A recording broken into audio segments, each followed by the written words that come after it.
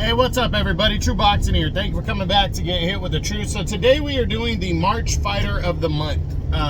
There's a video on the best fighters from the month of March and the award for the Fighter of the Month. Now, before we get into that, if you could smash the like button, leave a comment, or subscribe to the channel, I really do appreciate any and all support that I can get as I continue to build my channel here. So the month of March really had a ton of good fights and good wins take place. So instead of my normal top 5 that I did in January and February, I'm giving it to I'm doing a top 10, and then I'm gonna start with my honorable mentions. Now, honorable mentions, I'm gonna start with the guys that suffered defeat, starting with Otabek Kolmatov. Tough, very tough loss after giving a great effort, you know, in a fight that he was ahead on the scorecards, and he got stopped in the 12th round by Ray Ford. That was tough, but a good performance, and you know, we should see him back after such a strong performance, fighting on a high level. Also, in defeat goes to Tim Tszyu. Tim Tszyu, you know, tough split decision loss to Sebastian Fundora as they try to unify belts on March 30th.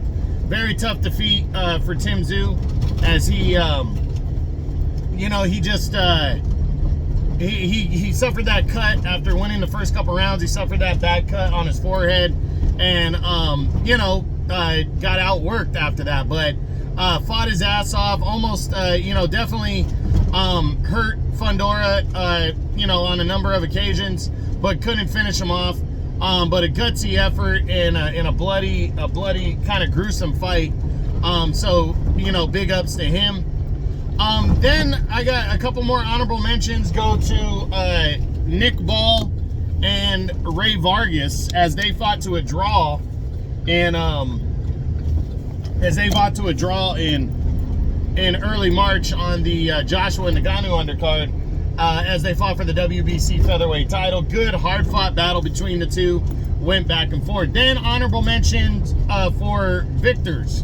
Now, there's pretty much 3 guys I want to mention. First off, Dalton Smith for his dominant TKO victory over former 3-time world title challenger Jose Zepeda. He stopped him in the first, what was it, I think in the 4th round? Something like that, 4th or 5th round. Dominant, good, strong performance out of him.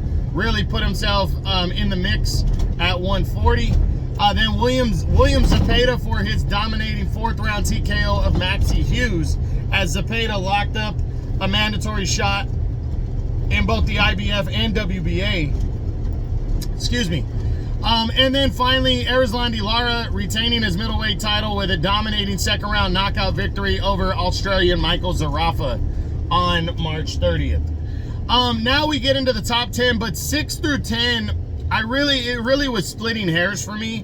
So I just, you know, I'm just gonna announce these guys and from when their fights took place until, you know, from between 6 and 10. So we start with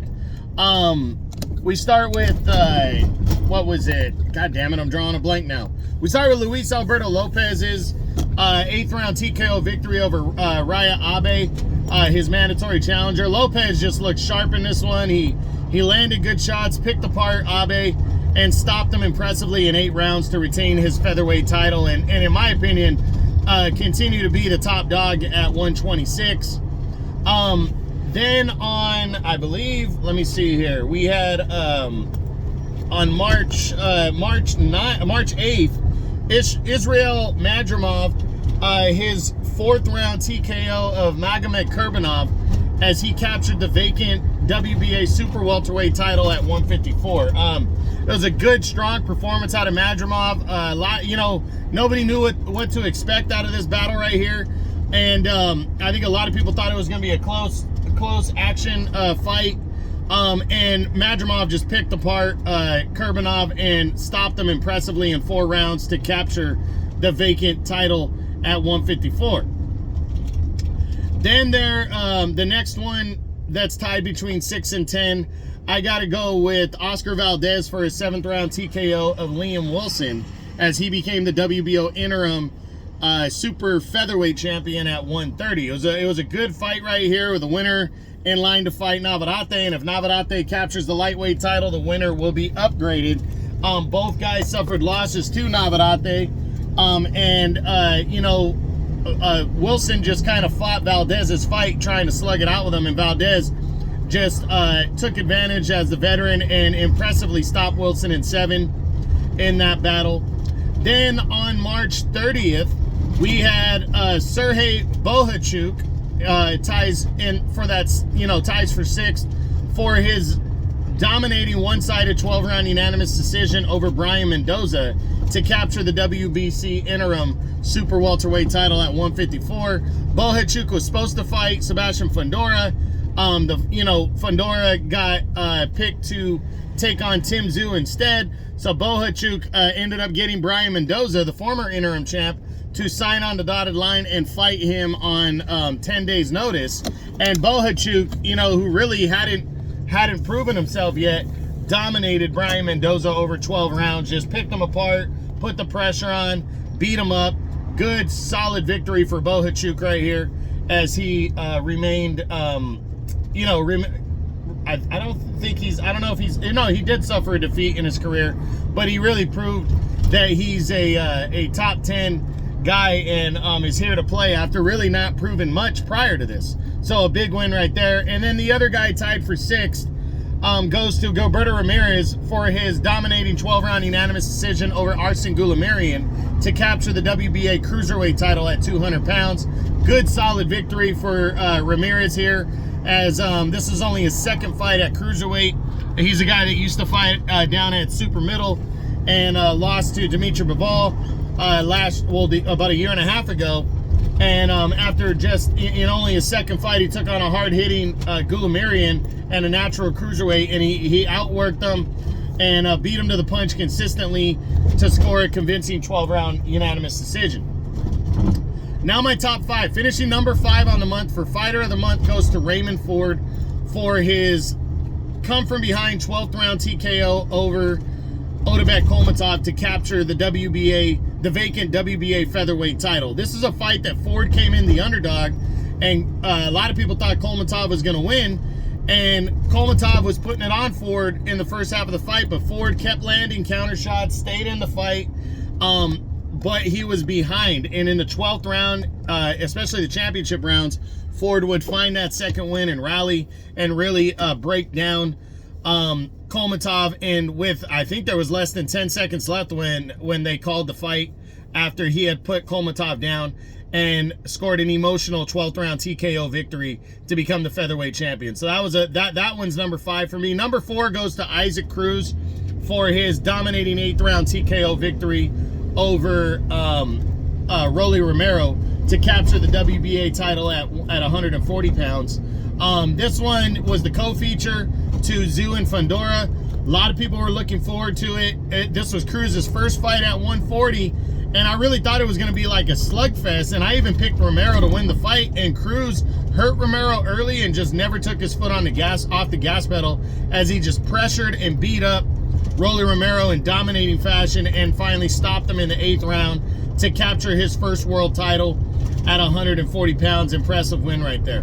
Number 3 for March Fighter of the Month goes to Joseph Parker for his 12-round majority decision victory over Zhilei Zhang, as he retained the WBO interim as he captured the WBO interim heavyweight title from Zhang.